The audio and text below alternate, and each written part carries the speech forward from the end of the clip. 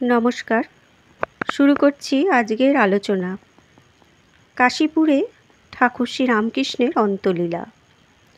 ঠাকুর শ্রীরামকৃষ্ণ তাঁর সাধন জীবনের অজ্ঞাত রহস্যর একটি উদ্ঘাটন করেছিলেন।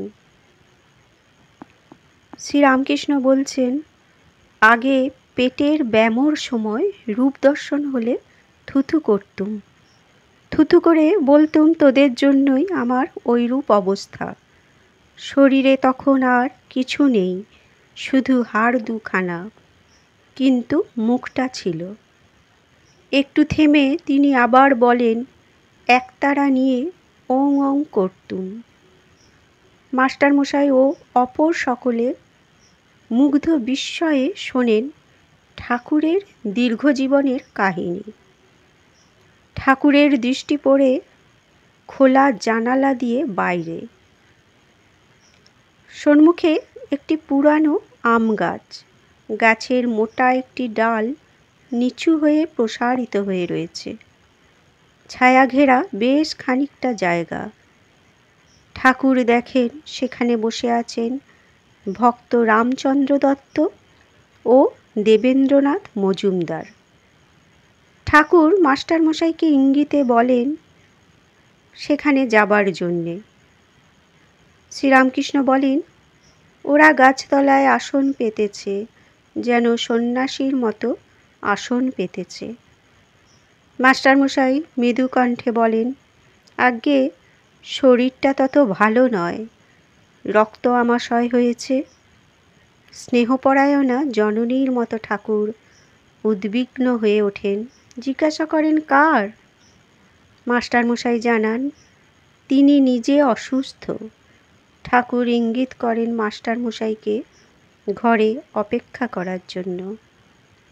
তিনি ঘরের বাইরে যান মুখের থুথু ফেলার জন্য।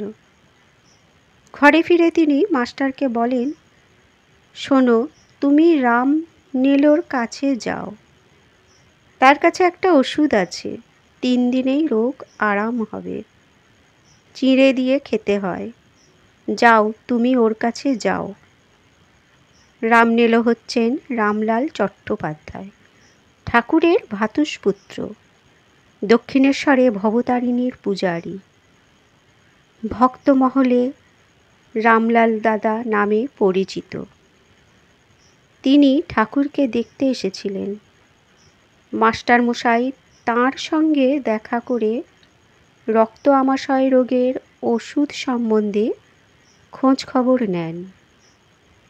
রামলাল দাদার উপদেশ নির্দেশ নিয়ে মাস্টারমশাই ফিরে আসেন ঠাকুরের ঘরে। ঠাকুরকে সব কিছু নিবেদন করেন। শ্রীরামকৃষ্ণ তাঁকে আশ্বস্ত করে বলেন, ওষুধ ধন্বন্তরী, কাজ হবেই। 3 দিনে নয়তো 7 দিনে কাজ হবেই। ঠাকুরের শরীর এত অসুস্থ, কিন্তু তাঁর অনুক্ষণ চিন্তা ভক্তদের জন্য, তাদের কল্যাণের জন্য তিনি সর্বদাই উন্মুখ। ভক্ত কল্যাণ তথা বিশ্বকল্যাণের জন্যই তাঁর শরীর ধারণ।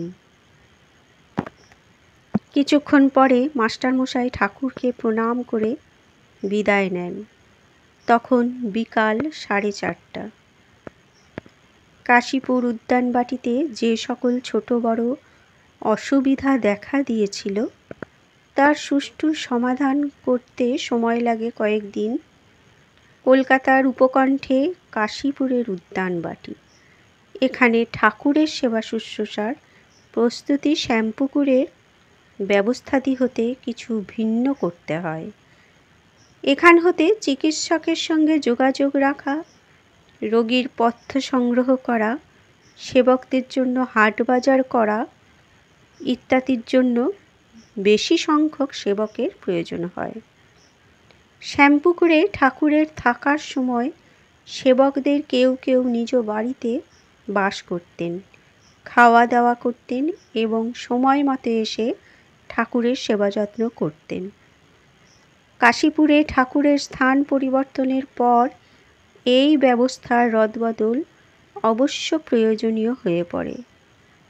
সেবাকার্যের কর্মীদের সম্বন্ধে লিখেছেন অন্যতম সেবক কালীপ্রসাদ স্বামী অভেদানন্দ মহারাজ। কাশীপুরে প্রথম আমরা 2-3 জন শ্রী শ্রী ঠাকুরের সেবা শুশ্রূষা করিতাম। শ্রীমা শ্রী শ্রী ঠাকুরের জন্য পথ্য রন্ধন করিতেন। গোলাপ মা ও লক্ষ্মী দিদি শ্রী মাকে সাহায্য করিতেন। গোলাপ মা সেবকদিগের জন্য পাক করিতে লাগিলেন। ক্রমে সেবকগণের সংখ্যা যখন বৃদ্ধি পাইতে লাগিল, তখন একটি পাচক ব্রাহ্মণ ও একজন দাসীও নিযুক্ত করা হয়েছিল। অপর একজন সেবক শরৎ স্বামী শারদানন্দ লিখেছেন, শ্যামপুকুরের বাটিতে 4-5 জন মাত্র জীবনোৎসর্গ করিয়া এই সেবাব্রত আরম্ভ করিলেও কাশীপুরে উদ্যানে উহার পূর্বানুষ্ঠান কালে ব্রতধারীগণের সংখ্যা প্রায় 4 গুণ বৃদ্ধিপ্রাপ্ত হইয়াছিল। অপর এক সেবক লাটু স্বামী অদ্ভুতানন্দ মহারাজ বলেছেন, ঠাকুরের সঙ্গে সঙ্গে আমাদের কাশীপুরে যেতে হলো। মাও গেলেন। সেখানে লোরেন ভাই, রাখাল ভাই, শরৎ ভাই, শশী ভাই, বুড়ো গোপাল দাদা, ছোট গোপাল, নিরঞ্জন ভাই, কালী ভাই, বাবুরাম ভাই এরা সব বাড়ি ছেড়ে রয়ে গেল।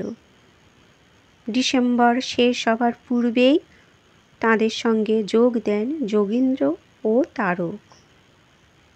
সারদা তাঁর পিতার নির্যাতন সহ্য করেও মাঝে মাঝে 2-1 দিন এসে বাস করতেন। হরি, তুলসী, গঙ্গাধর বাড়িতে থাকতেন, মাঝে মাঝে উদ্যানবাটিতে আসতেন। হরিশ কয়েকদিন থেকে বাড়ি ফিরে যান। তাঁর মাথার গণ্ডগোল দেখা দেয়। তাছাড়াও 2 জন নিকটবর্তী মহিমাচরণ চক্রবর্তীর বাড়িতে এসে বাস করতেন। সেবক কর্মীদের সংগঠন ও পরিচালনের দায়িত্ব নেন নরেন্দ্রনাথ। নেতৃত্ব শক্তি তাঁর সহজাত। সমবয়সীদের প্রতি সখ্য ও অমল ভালোবাসা ছিল স্বতঃস্ফূর্ত। নরেন্দ্রনাথ এগিয়ে আসেন। সামনে তাঁর আইন পরীক্ষা। তাছাড়াও জাতিশত্রুদের সঙ্গে সম্পত্তি বন্টন মামলার জন্য তাঁর নিজেদের বাড়িতে থাকা অত্যাবশ্যক ছিল। তৎসত্ত্বেও তিনি ঠাকুরের সেবার জন্য কাশীপুর উদ্যানবাটিতে বাসের সংকল্প করেন। বন্ধুরা, ঠাকুরের লীলা প্রসঙ্গ আজ এ পর্যন্তই।